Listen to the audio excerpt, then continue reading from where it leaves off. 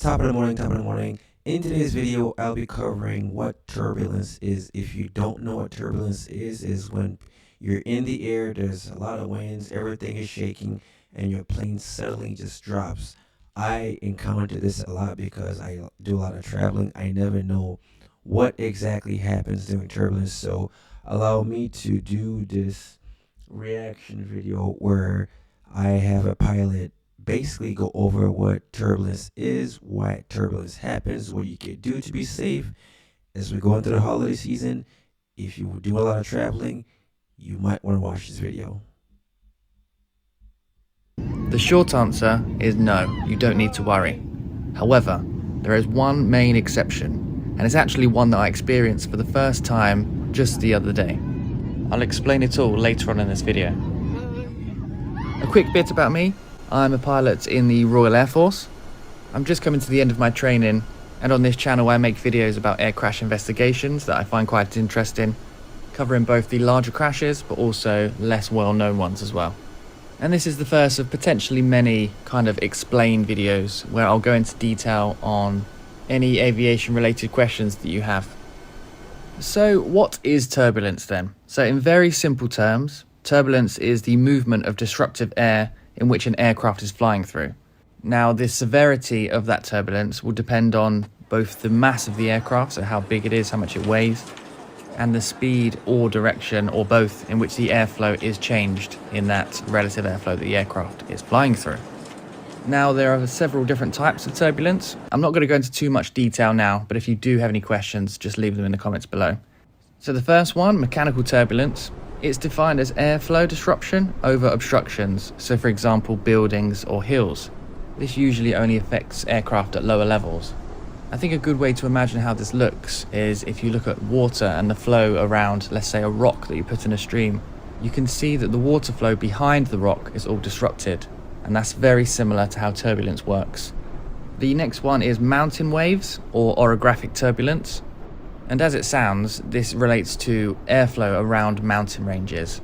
Kind of similar to the mechanical turbulence with the disruption of air, but added to this, because of the height of the mountains, it causes a lot of temperature changes and speed and pressure changes with the air, which causes the turbulence to be much greater.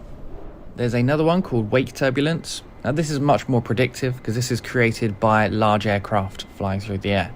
So from the wingtips of those aircraft, it creates something called vortices, which is basically large spirals of air which disrupt the airflow behind the aircraft. Now, air traffic control have become very good at dealing with this, and that's why you have delays between aircraft taking off, as it gives a chance for the airflow to stabilize behind those aircraft. This is also true at higher levels. If you're flying beneath and behind another aircraft, you can then be subjected to its wake turbulence. But pilots now are quite good at identifying this, and will just request a flight level change to jump out of that turbulence. The next one is convective turbulence, which usually occurs around thunderstorms and also includes thermals and downdrafts and that sort of thing. Again, a little bit more predictable with thunderstorms, with weather reports and weather radars in the aircraft to avoid thunderstorms themselves, but also the area surrounding thunderstorms still creates some of that turbulence. And the last one is clear air turbulence, and I remember when I was younger, I was told that turbulence was created by clouds, and although there is some truth to this, it isn't always the case, and clear air turbulence is another form of turbulence that we have. As the name suggests, it can occur in clear air. There doesn't need to be any visible cloud. And one of the main areas that we get this is medium to high level, and it's where the jet streams are. Usually where two large air masses meet, it creates this big turbulent air pressure and creates these jet streams that blow at sometimes hundreds of miles per hour. Now these are easily avoided. There are weather charts that predict where they're going to be, and sometimes they can be used to our advantage. So for example, there was a British Airways flight flying from New York to London. An aircraft regularly flying jet streams, but this one in particular was blowing at 260 miles per hour as a tailwind. This meant that as the aircraft was inside it, it was reaching speeds of 825 miles per hour. And this was used to its advantage to arrive 80 minutes early at Heathrow in London. So also, not all turbulence is bad. But turbulence is categorized into several different intensities. The first one being light, which as it suggests is a very light turbulence on the aircraft. The next one is moderate, Now this, along with light turbulence, will be the turbulence that you've probably felt in the past. During moderate turbulence, it is described as having difficulty walking in the aircraft, and also loose objects will be moving about. But the aircraft is always in control, and it's only up to a maximum of 1G. The next level of intensity is severe. Now this is quite rare, but it does happen. This is described as being pushed violently against your seatbelts, and the aircraft is experiencing a greater than 1G force. It can also cause the aircraft to become out of control for very short periods, and they can induce quite large speed changes. And it's usually in this sort of turbulence where people that aren't strapped in will then get thrown up against the roof of the aircraft, and this is where most of the injuries come from that relate to turbulence. I will go through the injuries in just a second.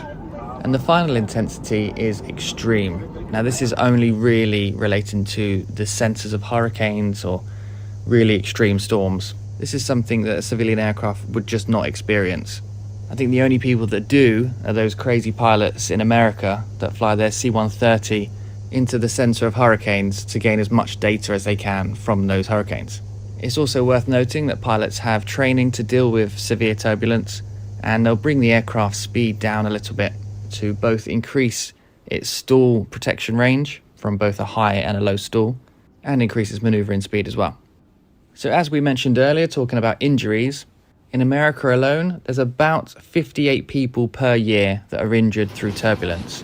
And most of these injuries are neck strain or whiplash, and it's usually when they're not strapped into their seats.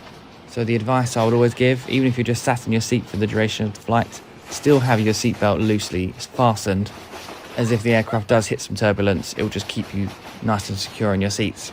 Now, most of those injuries actually occur to the cabin crew, as they are always most at risk, as they are very rarely strapped in when the aircraft does experience turbulence. Now, one thing I do see sometimes is people suggesting that turbulence can rip the wings off an aircraft, and this is practically an impossibility.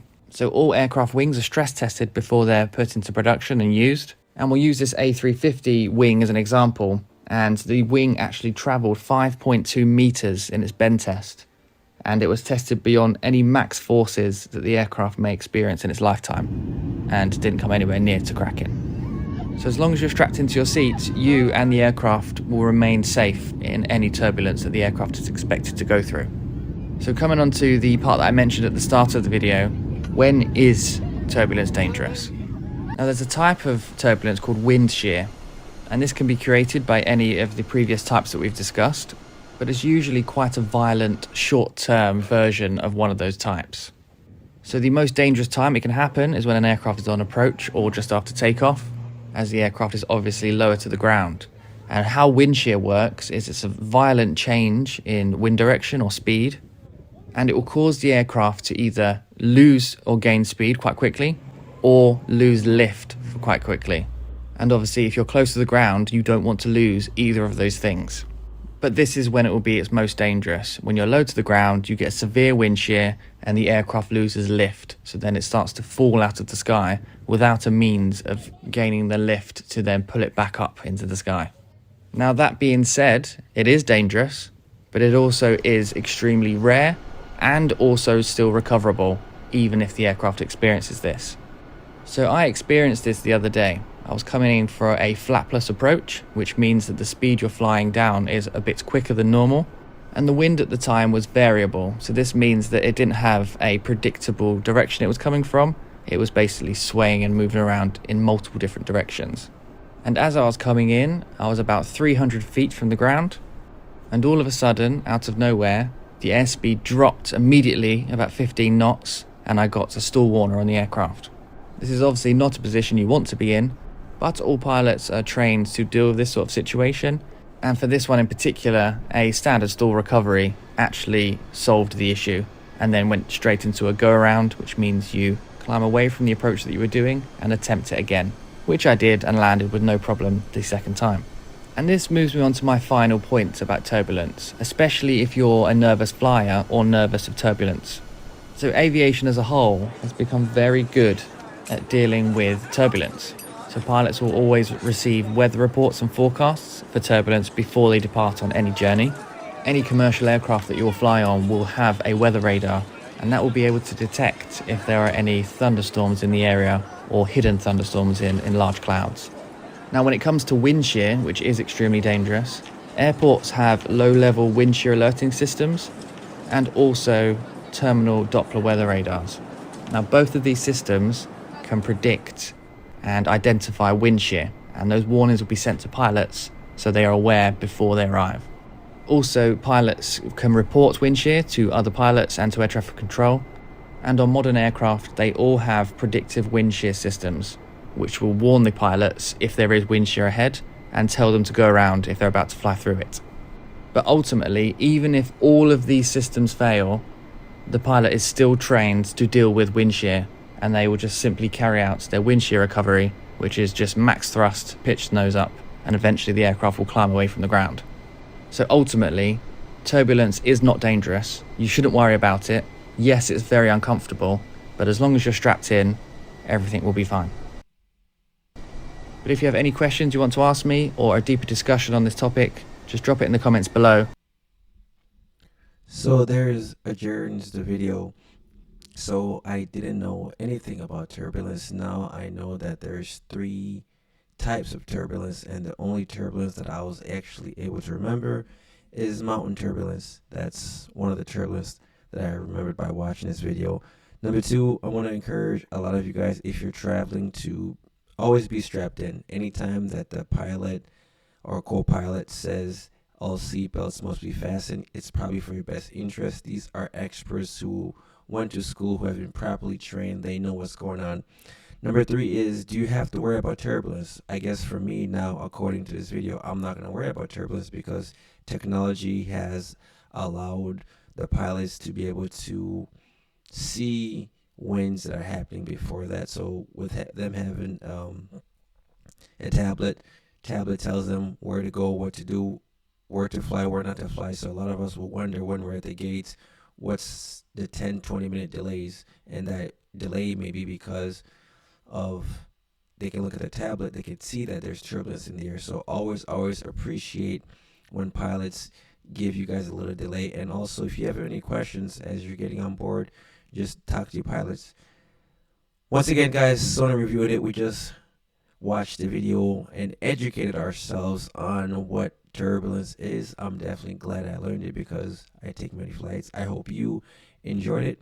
Leave a comment below and let me know what you learned about this video. Until next time, world, and remember, just travel. Don't be afraid.